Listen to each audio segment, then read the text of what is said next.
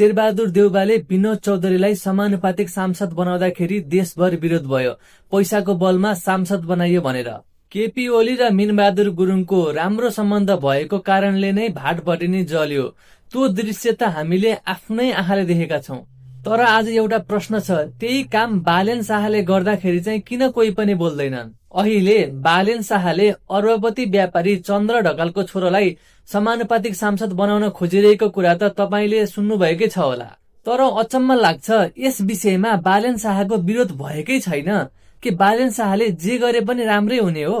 हेर्नुहोस्, विरोध गर्ने कुरामा विरोध गर्नु नै पर्छ। नेता नयाँ होस् वा पुरानो होस्, गलत कामलाई गलत भन्नुपर्छ।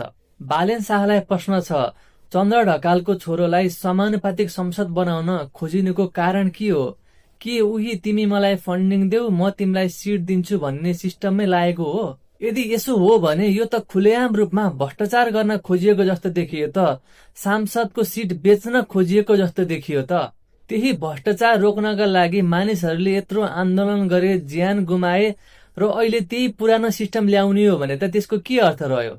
बालेन शाहलाई यसरी नै छुट दिने हो भने बालेन शाहले छिट्टै नै राष्ट्रिय स्वतन्त्र पार्टी सिद्धाउँछन् भनेर अहिले धेरैले रवि लामेछानेमाथि प्रश्न उठाइरहेका छन्।